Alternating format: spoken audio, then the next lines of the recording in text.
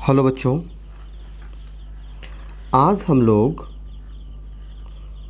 Super profit method से किस प्रकार से तुम्हारा गुडविल का कैलकुलेशन किया जाता है इसके बारे में सीखेंगे और कुछ क्वेश्चन भी इसके ऊपर हम लोग बनाएंगे।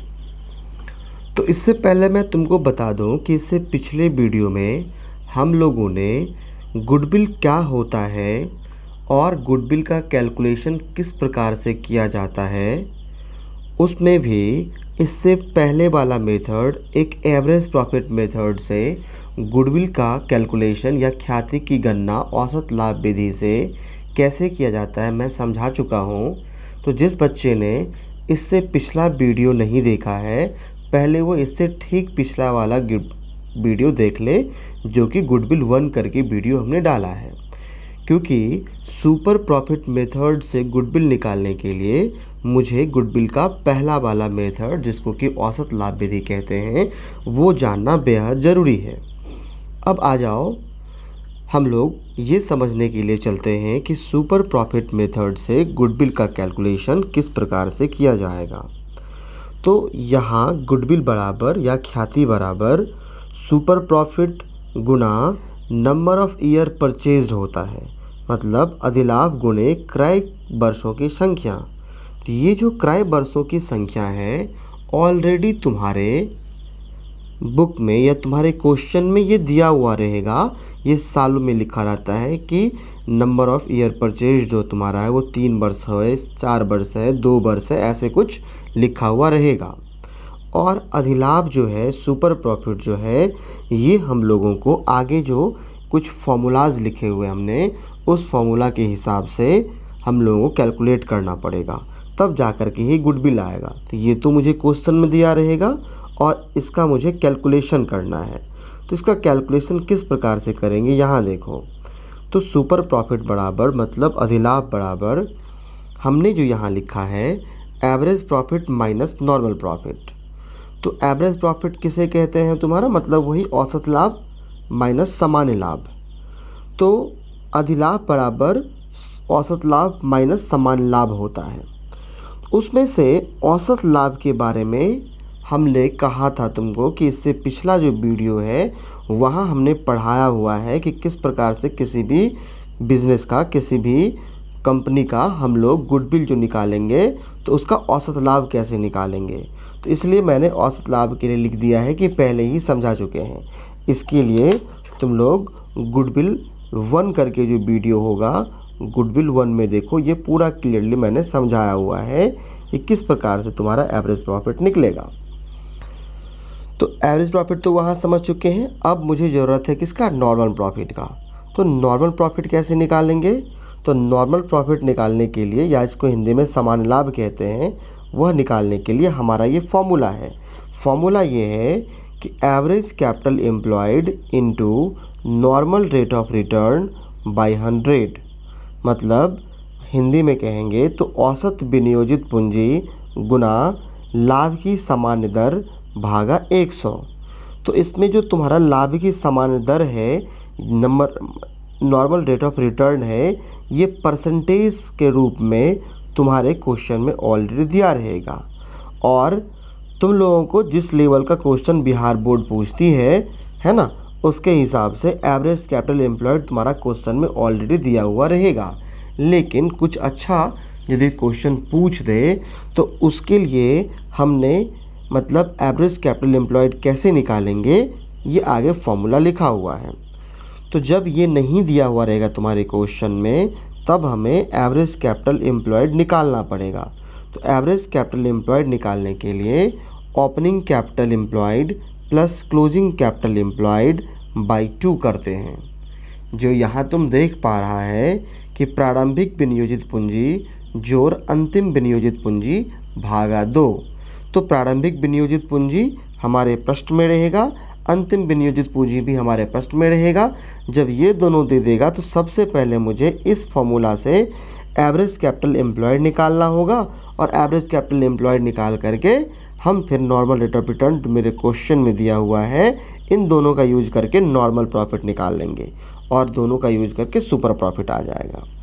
एक बात और देखो बच्चों किसी किसी क्वेश्चन में तुम्हारा एवरेज कैपिटल एम्प्लॉयड में ये जो मेरा ओपनिंग कैपिटल एम्प्लॉयड है ये भी क्लियर नहीं दिया जाएगा। तो उस केस में हम इस फॉर्मूले से या इस तरीके से कैपिटल एम्प्लॉयड निकाल लेंगे। यहाँ जो मैं कैपिटल एम्प्लॉयड कर रहा हूँ या ओपनिंग होगा, क्लोजिंग होगा, या कभी कभी एक ही देगा तो उसको ही हम एवरेज मान के चल जाएंगे। तो देखो कैपिटल एम्प्लॉयड कैसे निकालेंगे। तो कैपिटल एम्प्लॉयड निकालने के लिए भी दो तरीका है। तो पहला तरीका में जितने भी एसेट्स दिया हुआ रहेगा, total assets minus outside liabilities minus existing goodwill minus non trade investment minus fictitious assets, Hindi में कहेंगे तो कुल संपत्तियां माइनस बाह्य दायित्व माइनस विद्यमान ख्याति माइनस गैर व्यापारिक निवेश माइनस काल्पनिक संपत्तियां। तो जब तुम लोग कुल संपत्ति में से ये चार चीज़ जो दिया रहेगा क्वेश्चन में वो तुम घटाओगे, फिर जो भी तुम्हारा वैल्यू आएगा वही अपना कैपिटल एम्प्लॉयड आ जाएगा। तो इसमें से चार का चार चीज़ें तुम्हारे क्वेश्चन में नहीं भी दिया रह सकता है, इसलिए कोई एक आइटम हो या दो आइटम हो उतना ही चीज़ें घटा करके हम लोग क्वेश्चन का कैपिटल एम्प्लॉयड निकाल लेंगे। ठीक है, मैंने कहा था कि इसका दो तरीका है, तो दूसरा तरीके से भी निकाल लेंगे। जब हमारे क्वेश्चन में कुल संपत्ति दिया रहेगा तब तो इस तरीके से निकालेंगे हम कैपिटल एम्प्लॉयड। जब मेरा कुल संपत्ति क्वेश्चन में नहीं दिया रहेगा और उस केस में भी मुझे कैपिटल एम्प्लॉयड या विनियोजित पूंजी निकालना पड़ेगा, तो उसके लिए हम लोग क्या करेंगे, इस फॉर्मूला का यूज करेंगे। वहाँ कैपिटल दिया रहेगा, वहाँ रिजर्व दिया रहेगा, फिर वही जो चार आइटम ऊपर था उन्हीं चार आइटम को मुझे मतलब क्या करना है, घटा देना है। जैसे यहाँ हमने लिखा है पूंजी जोड़ संचय माइनस विद्यमान ख्याति माइनस गैर व्यापारिक निवेश माइनस फिक्टिशियस एसेट्स। तो हम इस तरीके से भी और इस तरीके से भी निकाल सकते हैं। तो फिर भाई क्या है तुम्हारा, तो जो निकाल देंगे तो फिर इसका इस्तेमाल हम ऊपर फॉर्मूला में करके सुपर प्रॉफिट निकालेंगे और सुपर प्रॉफिट निकालने के बाद हम नंबर ऑफ परचेज ईयर से गुना करेंगे तो सुपर प्रॉफिट मेथड से गुडविल आ जाएगा। एक नोट ये ध्यान रखना, if the super profit is zero और negative there will be no goodwill of the firm of the company, कुछ भी ऐसा कह सकते हैं। मतलब कहने का अर्थ ये है कि यदि हम लोग अधिलाभ निकालते हैं, अधिलाभ की राशि या तो शून्य हो जाएगा या ऋणात्मक माइनस में आ जाएगा, तो इस केस में हम ये समझेंगे कि जिसका हम लोग गुडविल निकालने जा रहे हैं, जिस कंपनी का या जिस फर्म का, उसका गुडविल क्या है, बिल्कुल जीरो है, कुछ गुडविल है ही नहीं। ठीक है, तो हम लोगों ने अभी जो पढ़ा है वो ये पढ़ा है कि अधिलाभ विधि से ख्याति की गणना कैसे करना है। तो एक बात बच्चों ध्यान रखना कि इसके लिए बस यही छोटा सा फॉर्मूला था और इसका इस्तेमाल करके ही हम निकाल लेंगे। अब तुमको ये लग रहा होगा कि इस क्वेश्चन का शुरुआत कहाँ से करें जब सारा ही आइटम दे देगा। तो स्टेप बाय स्टेप समझने के लिए हम कुछ क्वेश्चन एस.के. सिन्हा के बुक से ही लेते हैं जो 2022 के लिए है 12th वाले बच्चों का, तो वहाँ से ही हम इसको बनाने के लिए जाते हैं।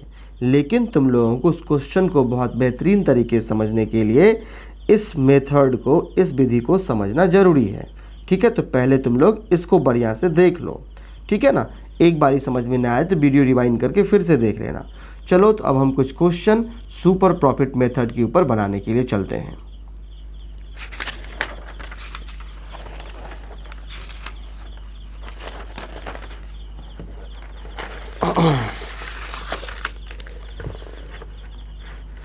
देखो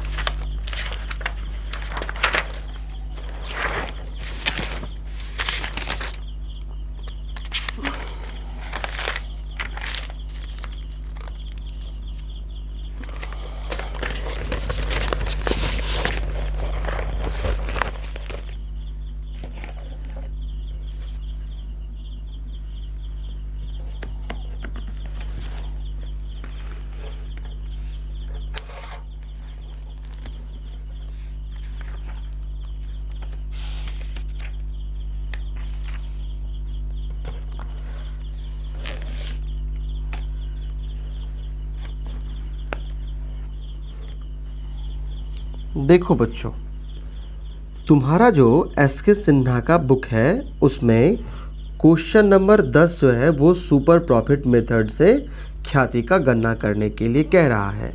तो क्वेश्चन नंबर 10 में क्या कह रहा है, देखो ध्यान से पढ़ो। एक फर्म की पूंजी 90,000 है, मतलब यही तुम्हारा पूंजी को हो, विनियोजित पूंजी को हो, अंग्रेज़ी में इसको कैपिटल एम्प्लॉयड को हो या कैपिटल को हो, सारा एक ही चीज़ होता है। 10% सामान्य लाभ का अनुमान है। ये जो 10% है हम लोगों ने जो पढ़ा है नॉर्मल रेट ऑफ रिटर्न या सामान्य लाभ की दर, वही ये परसेंटेज में तुम्हारे क्वेश्चन में दिया हुआ है।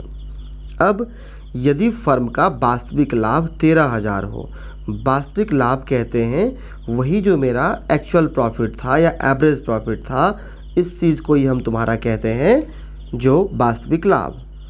तो अधिलाभ के 3 वर्ष के क्रय के आधार पर ख्याति के मूल्य की गणना कीजिए। तो अधिलाभ के 3 वर्ष के आधार पर ख्याति के मूल्य की गणना करने के लिए कहता है। तो नंबर ऑफ ईयर परचेज जो था तुम्हारा वो 3 ईयर है। तो देखो इस क्वेश्चन में जो दिया गया उसके आधार पे हम लोग किस प्रकार से ख्याति का गणना करेंगे उस फॉर्मूला का यूज करते हुए। देखो बच्चों, तो तुम्हारे बुक में जो दिया हुआ है चीज़ें वो क्या दिया हुआ है, सबसे पहले कैपिटल एम्प्लॉयड दिया हुआ है 90,000, फिर दिया है नॉर्मल रेट ऑफ रिटर्न 10%, फिर दिया है औसत लाभ या एक्चुअल एवरेज प्रॉफिट 13,000 और नंबर ऑफ परचेज ईयर 3 साल दिया हुआ है। इतने सारे चीज़ दे करके मुझे पूछ रहा है कि आप सुपर प्रॉफिट मेथड से गुडविल निकालिए, है ना। क्या कह रहा है, सुपर प्रॉफिट मेथड से गुडविल निकालने के लिए। तो गुडविल का फॉर्मूला क्या होगा, सुपर प्रॉफिट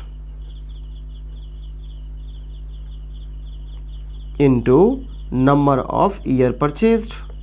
तो मुझे इसके लिए चाहिए सुपर प्रॉफिट और नंबर ऑफ ईयर परचेज तो मुझे दिया हुआ है 3 साल, तो ये तो मैं बाद में रख करके इसको कर लूँगा, लेकिन पहले मुझे सुपर प्रॉफिट निकालना पड़ेगा। तो बच्चों सुपर प्रॉफिट के लिए मैं अभी फॉर्मूला कुछ लिख दे रहा हूँ बार बार, लेकिन इससे आगे वाले क्वेश्चन सब में नहीं लिखूँगा।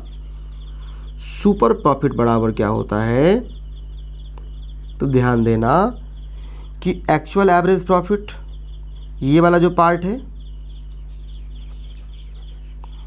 Actual average profit minus normal profit, minus normal profit, मतलब ये जो औसत लाभ दिया है वो और माइनस सामान्य लाभ। तो एक बात देखो भाई लोग कि जब मुझे इस क्वेश्चन में ये भी दे दिया है ना, अपना ये भी दे दिया है, तो फिर मुझे निकालना पड़ेगा नॉर्मल प्रॉफिट, फिर आएगा सुपर प्रॉफिट। तो नॉर्मल प्रॉफिट बराबर तुम्हारा फॉर्मूला क्या होगा,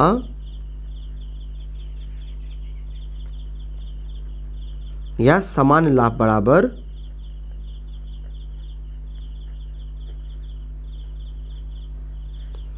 समान लाभ बराबर यही होता है capital employed, capital employed into normal rate of return भागा 100। देखो हमारे क्वेश्चन में जो कैपिटल एम्प्लॉयड दिया है 90,000, नॉर्मल रेट ऑफ रिटर्न या समान लाभ की दर जो दिया है वो 10% भागा 100 करेंगे तो नॉर्मल प्रॉफिट मेरा जो निकल जाएगा वो निकल जाएगा, देखो ये 2 जीरो से 2 जीरो खत्म, निकल गया 9,000, है ना। तो सुपर प्रॉफिट निकालने के लिए मुझे एक्चुअल एवरेज प्रॉफिट चाहिए और नॉर्मल प्रॉफिट चाहिए। अब देखो एक्चुअल एवरेज प्रॉफिट 13,000 तुम्हारे प्रश्न में दिया हुआ है, तो यहाँ मैं 13,000 लिख दूंगा और मुझे घटाना है नॉर्मल प्रॉफिट या सामान्य लाभ। तो सामान्य लाभ हम लोगों ने इस फॉर्मूला से निकाल लिया है 9,000। तो जो मेरा सुपर प्रॉफिट निकल के आया है वो आया है 4,000, ये मेरा आया है सुपर प्रॉफिट। लेकिन तुमको पता है कि ये सुपर प्रॉफिट है, ये गुडविल नहीं है। तो गुडविल निकालने के लिए हमारे पास जो फॉर्मूला है, गुडविल निकालने के लिए क्या है फॉर्मूला, तो सुपर प्रॉफिट गुणे नंबर ऑफ ईयर परचेज्ड। तो हम यहाँ कह सकते हैं goodwill equal to super profit तो मेरा आ गया 4,000 और नंबर ऑफ परचेज ईयर मेरे क्वेश्चन में दिया था 3 वर्ष। तो इस प्रश्न का तुम्हारा उत्तर जो हो गया, गुडविल जो आ गया वो 12,000 हो गया। तो तुम लोगों ने ये क्वेश्चन समझ चुका होगा आसानी से, ठीक है। अब हम लोग चलते हैं तुम्हारे एस.के. सिन्हा के क्वेश्चन नंबर 11 को समझने के लिए। क्वेश्चन नंबर देखो 11 में क्या कह रहा है। मुझे यहाँ इस प्रश्न में जो है वो एक फर्म ने 20,000, 6,000, 12,000, 8,000 लाभ गत 4 वर्षों में क्रमशः अर्जित किया है। इसका मतलब किसी फर्म ने या किसी व्यापार ने पिछले 4 वर्षों में 20,000, 6,000, 12,000, 8,000 का लाभ कमाया था, है ना। थोड़ा सा अलग क्वेश्चन है इसमें। फर्म में 50,000 की पूंजी विनियोजित थी, इसमें डायरेक्ट लिख दिया है कैपिटल एम्प्लॉयड 50,000 था। इस विनियोग पर 15% प्रति वर्ष की दर से आय अपेक्षित थी।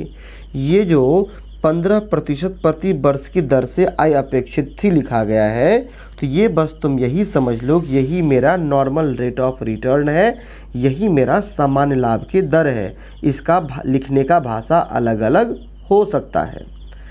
फिर तुम्हारा जो ख्याति की गणना 3 वर्षों के क्रय के आधार पर अधिलाभ विधि द्वारा कीजिए। जब भी मुझे अधिलाभ कह देगा हम बार बार समझेंगे कि सुपर प्रॉफिट मेथड से मुझे कह रहा है। और ये जो 3 वर्ष दिया गया है, यही 3 वर्ष तुम्हारा नंबर ऑफ ईयर परचेज्ड है।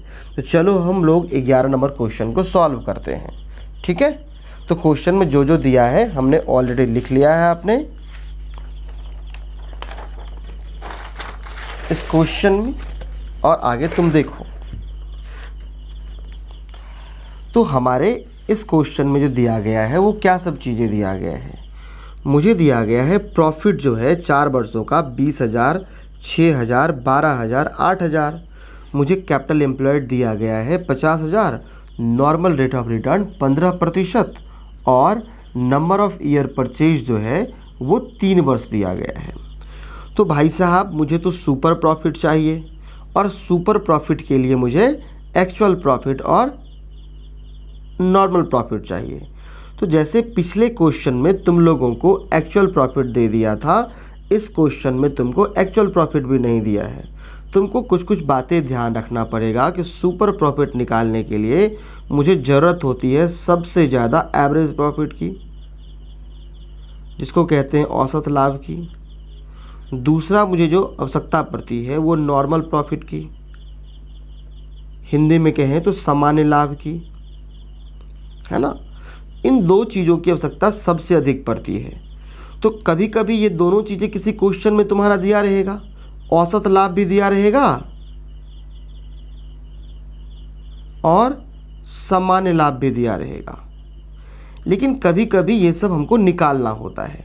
जैसे इस क्वेश्चन में ना ही मुझे एवरेज प्रॉफिट दिया है ना ही नॉर्मल प्रॉफिट दिया है, तो हमको सबसे पहले एवरेज प्रॉफिट निकालना पड़ेगा। तो एवरेज प्रॉफिट निकालने के लिए हम लोग क्या करते हैं, देखो एवरेज प्रॉफिट हिंदी में कहें तो औसत लाभ इक्वल टू क्या होता है, जितने भी अलग अलग वर्ष हैं उन सारे वर्षों का हम प्रॉफिट को जोड़ लेंगे। मतलब 20,000 जोड़ 6,000 जोड़ 12,000 जोड़ 8,000, और ये जितने भी वर्ष है 1, 2, 3, 4 उससे डिवाइड कर देंगे। तो देखो भाई साहब पूरे चीज़ को जोड़ करके जो हमारे पास आया है वो 20, 20, 40, 46,000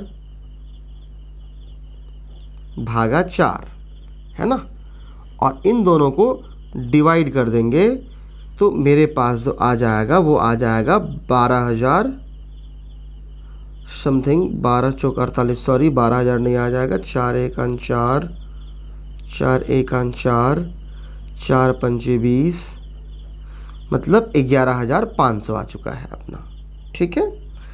तो मुझे जो एवरेज प्रॉफिट निकाल के दिया है वो कितना आ गया है तुम्हारा 11,500 आ गया है। अब ये तो निकल गया, मुझे नॉर्मल प्रॉफिट चाहिए। जिसको कहते हैं नॉर्मल प्रॉफिट या सामान्य लाभ।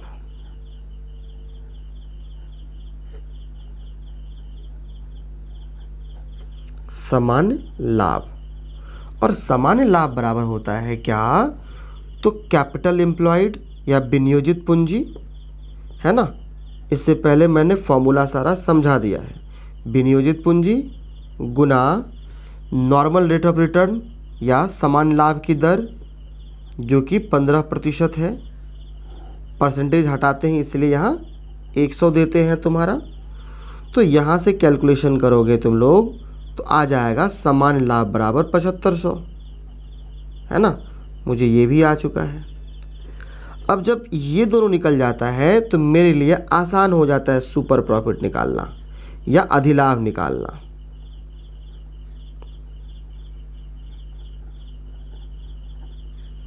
क्यों आसान हो जाता है, क्योंकि अधिलाभ बराबर यही होता है average profit minus normal profit.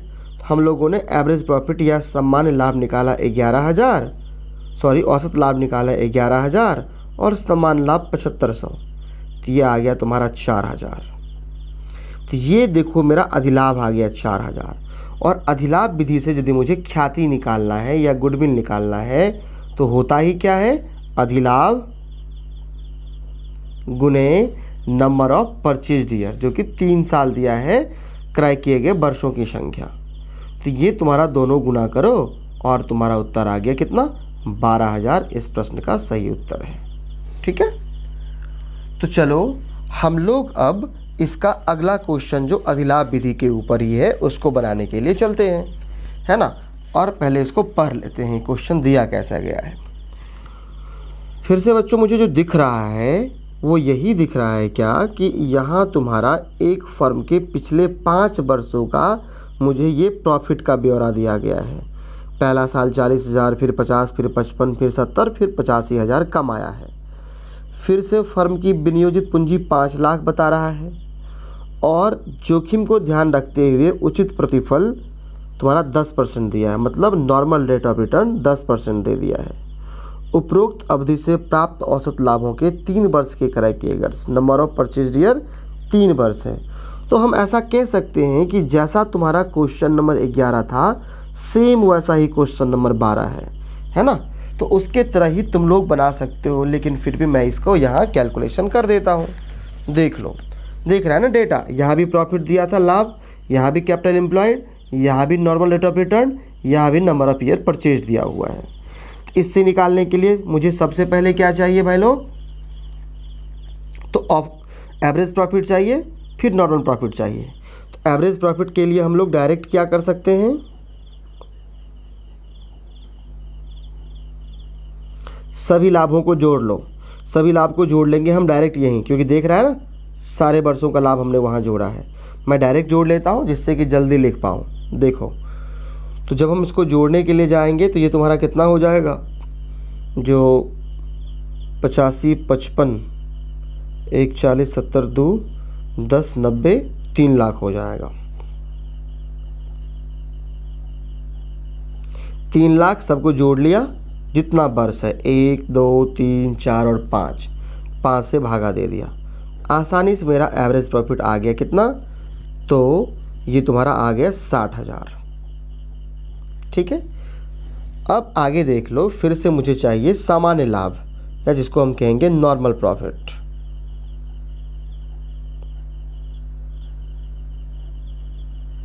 Normal profit बराबर क्या हो जाता है बच्चों, जो यहाँ भी किया है हमने, कैपिटल एम्प्लॉयड, ये सब तुमको याद रहना चाहिए। कैपिटल एम्प्लॉयड यहाँ 5 लाख है, गुने नॉर्मल रेट ऑफ रिटर्न 10% दिया गया है।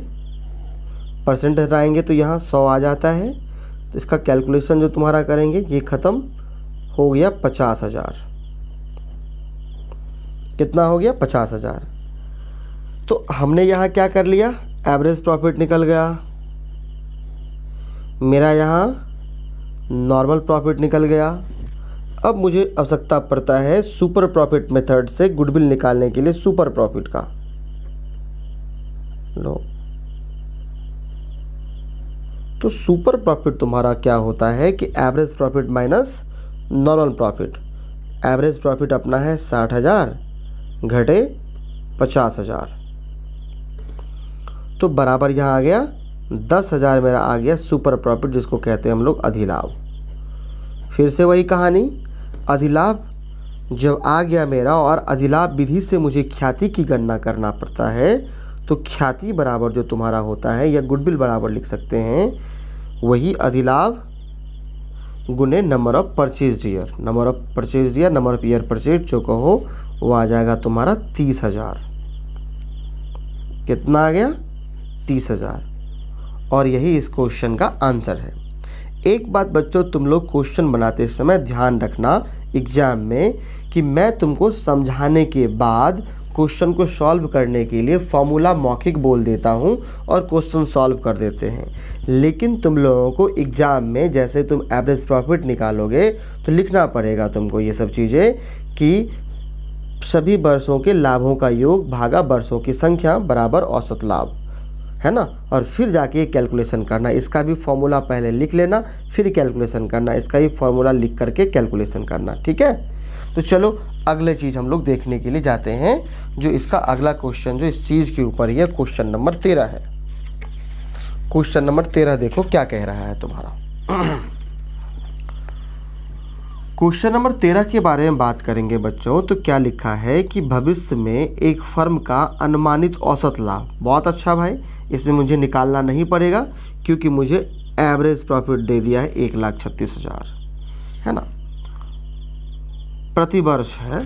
फर्म द्वारा व्यवसाय में निवेशित पूंजी, देखो ये कैपिटल इन्वेस्टेड करके निवेशित पूंजी लिखा है, और निवेशित पूंजी को ही हम लोग विनियोजित पूंजी समझ लेंगे, ठीक है ना।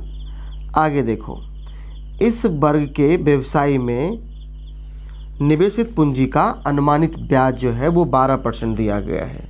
तो कहने का अर्थ बच्चों यहाँ ये हो जाता है तुम्हारा क्या, जो यही मेरा सामान्य लाभ की दर है या नॉर्मल रेट ऑफ रिटर्न है ना।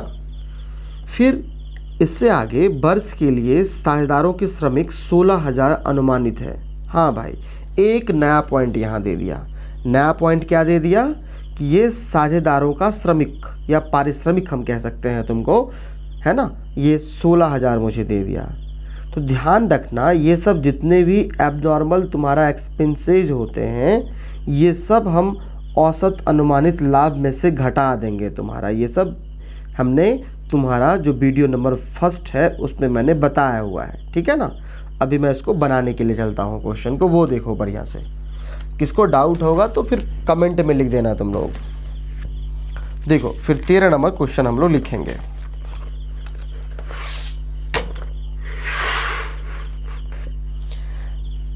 तेरह नंबर क्वेश्चन में क्या था, जो एवरेज एक्सपेक्टेड प्रॉफिट है ना, औसत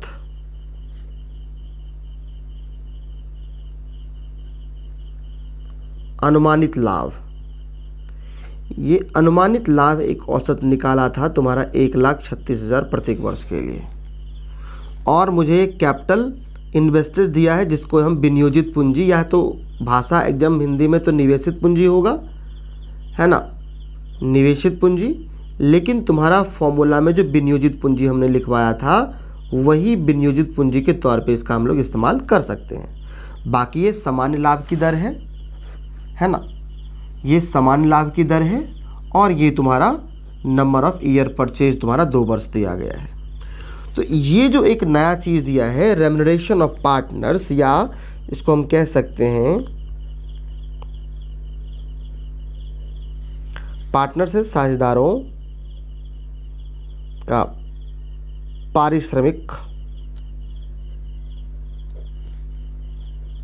16,000, ये सब जितने भी एक्सटर्नल ऐसा खर्चा आएगा उसको मुझे घटा देना है औसत अनुमानित लाभ में से। तो एवरेज प्रॉफिट तो ये है, लेकिन ये एक्स्ट्रा चीज़ उसमें जुड़ा हुआ है, इसलिए इसको हमको निकाल लेना है। तो यहाँ हम लिख देंगे पहला पॉइंट, मुझे फिर से वही अधिलाभ विधि के द्वारा ख्याति का गणना करने के लिए कह रहा है, तो मुझे 2 चीज़ चाहिए एज यूजुअल, वही एवरेज प्रॉफिट, और दूसरा जो चाहिए मुझे नॉर्मल प्रॉफिट चाहिए। तो एवरेज प्रॉफिट निकालने के लिए जब भी बच्चों हम जाएंगे, इस बार तो मुझे एवरेज प्रॉफिट दिया है लेकिन बस एक्सटर्नल ये चीज़ें जुड़ा हुआ है, तो हम फॉर्मूला के तौर पे इसमें से ये घटा करके लिख देंगे, है ना।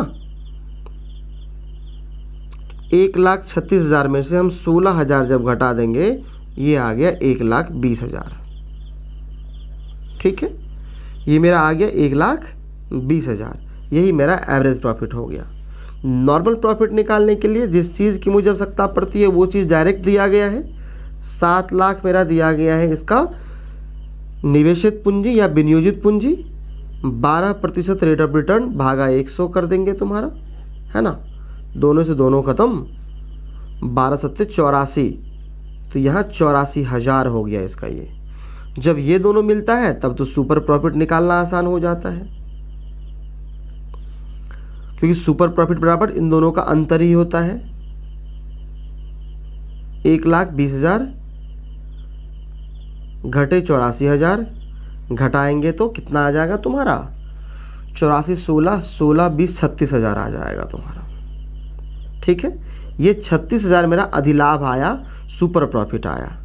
तो जब मेरे पास अधिलाभ आ गया तब मेरा गुडविल बराबर जो होता है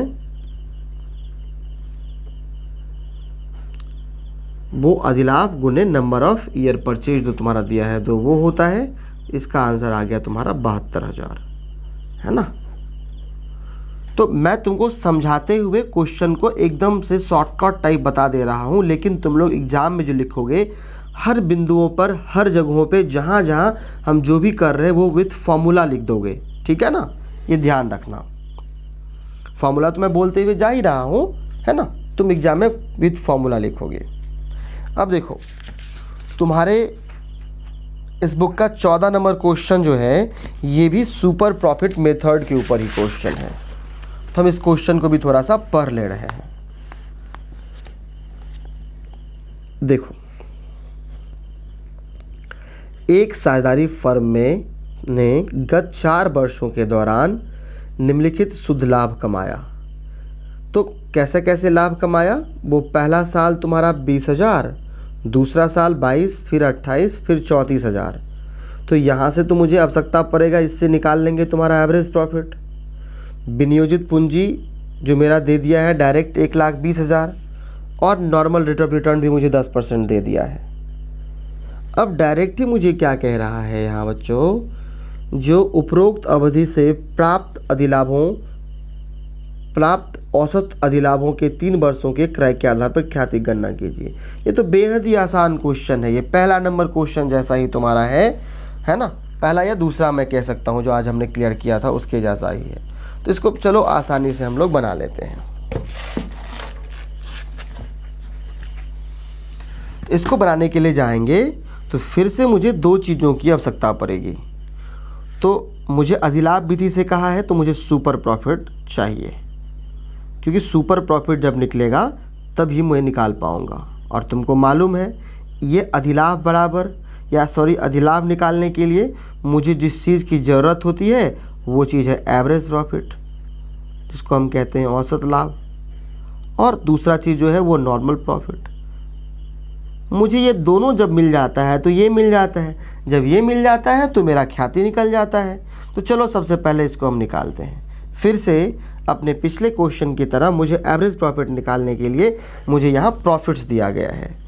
तो यहाँ देखो हम लिखने जा रहे हैं एवरेज प्रॉफिट बराबर तुम्हारा क्या होगा। ठीक है ना। तो देखो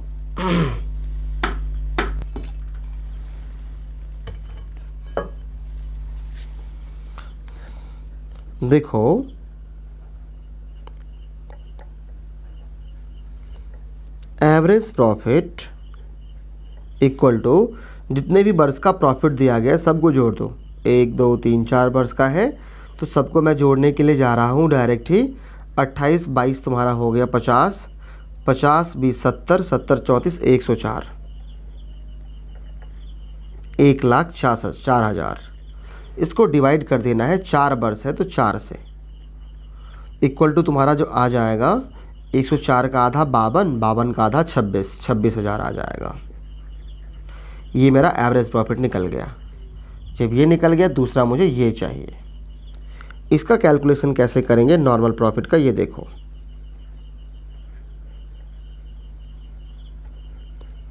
नॉर्मल प्रॉफिट बराबर तुमको मालूम है कि कैपिटल एम्प्लॉयड को नॉर्मल रेट ऑफ रिटर्न से मल्टीप्लाई करते हैं तो मेरा ये आ जाता है। तो कैपिटल एम्प्लॉयड 1,20,000 है और नॉर्मल रेट ऑफ 10% है तुम्हारा, इसीलिए 100 से भागा दे देंगे, दोनों तरफ ये कट गया तो हो गया 12,000। ठीक है, जब ये दोनों आ गया तो अपना सुपर प्रॉफिट भी आ गया। सुपर प्रॉफिट बराबर बस दोनों का तो अंतर ही होता है, 26,000 माइनस 12,000 आ गया तुम्हारा, 26 में से 12 गया तो 14,000। 14,000 मेरा इस क्वेश्चन का सुपर प्रॉफिट बोले तो अधिलाभ है ना। तो इस अधिलाभ को ही जब हम गुना करते हैं नंबर ऑफ ईयर परचेज से या क्रय किए गए वर्षों की संख्या से, जो आउटकम आता है 42,000, यही मेरा आ गया ख्याति या गुडविल। तो ये मेरा क्वेश्चन का आंसर 42,000 है। तो बच्चों, हम लोगों ने आज सुपर प्रॉफिट मेथड को समझा और उससे तुम्हारे बुक में जितना भी क्वेश्चन था टोटल हमने सॉल्व करा। कल के वीडियो में हम लोग तुम्हारा जो कैपिटलाइजेशन मेथड को समझेंगे और तुम्हारे बुक का जितने भी कैपिटलाइजेशन मेथड के ऊपर क्वेश्चन होगा, है ना, हम लोग उसको सॉल्व करेंगे। अब हमारा ये वीडियो कंटिन्यू रहेगा, हम लोग सप्ताह में ज़रूर 4 या 5 वीडियो अपलोड कर देंगे। और इतना आशा रखो कि तुम्हारे पूरे ही क्लास 12 का अकाउंटेंसी और इकोनॉमिक्स, कम से कम ये 2 चीज़ तो मैं पूरा ही पढ़ा दूंगा। तुम लोग हमारे इस YouTube चैनल पे बने रहना, ठीक है ना। चलो, थैंक यू फॉर वॉचिंग।